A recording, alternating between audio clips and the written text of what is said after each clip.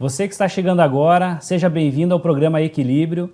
Hoje o nosso convidado é o psicólogo Ivo Torres, ele que realiza um trabalho especial em sua área de atuação e hoje veio dividir conosco o assunto sobre filhos. Falamos no primeiro bloco sobre as diferenças, disputas e vulnerabilidade dos filhos. Agora vamos entender como corrigir, instruir e agir diante de certos comportamentos dos filhos.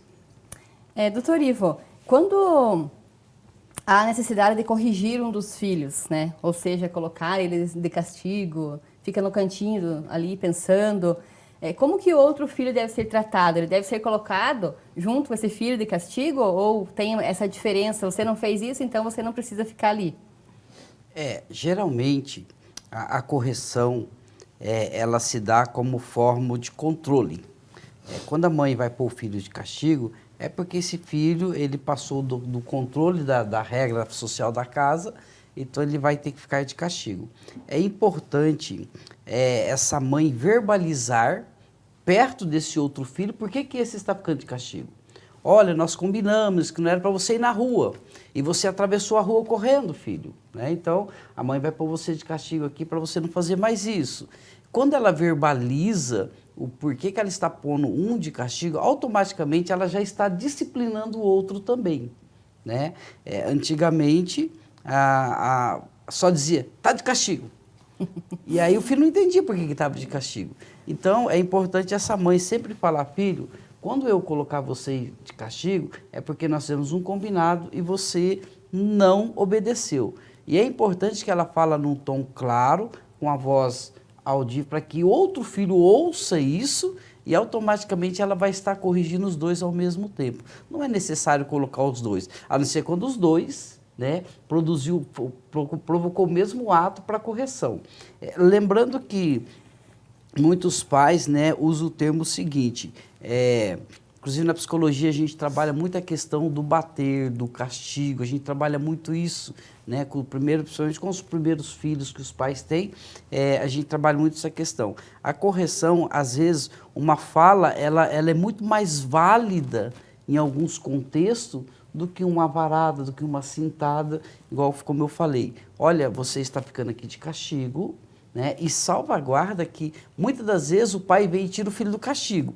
E aí tem que haver esse entendimento com o pai e a mãe, que quando alguém corrigir, o outro respeita a correção. É muito importante isso, Fábio, porque é comum. O pai chega, o filho está lá, pai, a mãe me colocou de castigo. Aí o pai acaba tirando o filho do castigo. Fica com dó da criança, fica com dó. Esse castigo, então, ele não vai valer nada para esse filho. Ele vai entender que ele vai poder repetir o ato. Tem um salvo-conduto ali, né? É o salvo-conduto, né? Isso mesmo, né? E essa comparação, doutor, sobre a geração passada, né? Tem situações que a gente verifica que o pai fala assim, no meu tempo, meu pai só olhava, eu já sabia o que tinha que fazer, né? Então, como que fica essa comparação da geração passada, que nós talvez passamos, né, para os nossos filhos de hoje? É que assim, são tempos e tempos, né, Fábio? Antigamente, quando a gente fala a palavra antigamente, é o antigamente mesmo, né? São aí 20 anos atrás, 30 anos atrás, que as pessoas, elas tinham um entendimento de relacionamento com um olhar, né? Ou seja, os pais conversavam mais antigamente. Quando ia chegar uma visita em casa, o pai já dizia, olha, vai chegar visita, eu não quero que você passe na sala, eu não quero que você vá ali. Então o filho já entendia isso. Né? Então quando o filho saía do quarto para atravessar a sala, o pai olhava e ele já entendia. Hoje os pais se comunicam menos. Hoje chega visita em casa, o pai não fala que vai chegar uma visita, o pai não fala que vai acontecer tal coisa. Então as crianças elas não sabem fazer isso, porque a comunicação hoje ficou muito precária. Por que precisa de bater? Porque não houve uma conversa antes, não houve uma orientação antes.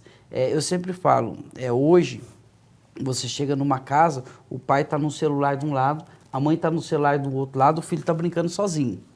Antigamente não, o pai estava na sala sentado, conversando com o filho, dialogando com o filho, então ele tinha uma comunicação mais aperfeiçoada com esse filho, então ele sabia fazer uma leitura melhor desse pai.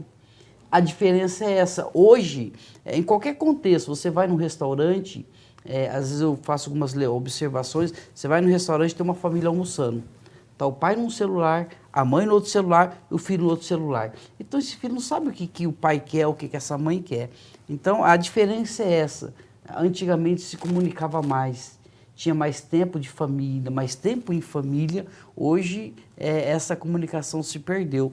Então a diferença é essa, né? Por exemplo, eu não sou de muito antigamente, né? Mas, por exemplo, às vezes tem coisas que a gente precisa de conversar com os filhos.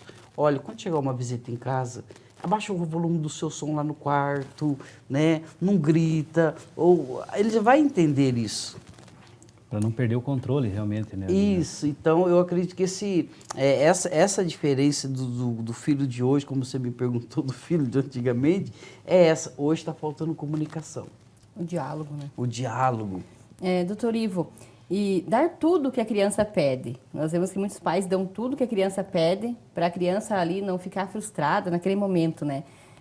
Esse dar tudo é um sinal de que futuramente essa criança ela vai ser um adulto frustrado e sem limites? Depende muito do contexto que ela está. Se ela está no contexto de sofrimento, o dar vai suprir esse sofrimento. Mas a pergunta é, dar tudo. Quando o filho entende que tudo que ele quer, ele consegue, no futuro dele, ele vai ter certas dificuldades com não, com frustração. Ele precisa de entender que o não faz parte da vida, a frustração faz parte da vida, o não conquistar algum contexto faz parte da vida. Então, o pai precisa de, em algum momento da vida, dizer não para esse filho. E esse não, ele tem que ser com ato, né? O filho, um exemplo, que o filho, pai, eu quero um tênis. E o pai fala não, mas no outro dia ele vai comprar o tênis, esse não tem valor. Pai, eu quero um celular. E aí na outra semana o pai compra o celular, esse não tem valor. Então esse pai precisa de fazer as testagens do não com esse filho, para ele entender que existe um não na vida, existe coisas que ele não vai conseguir na vida, e ele vai precisar de batalhar um pouquinho mais para alcançar isso, e isso está dentro do processo das relações.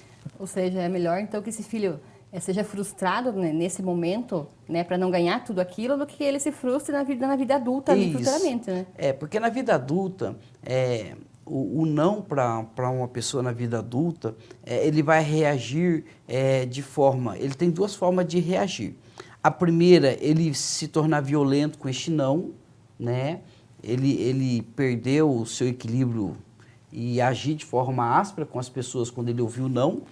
Ou ele vai ter um outro problema que também acaba sendo um problema grave, ele vai se frustrar com esse não e ele vai começar a ter um sofrimento emocional por causa disso.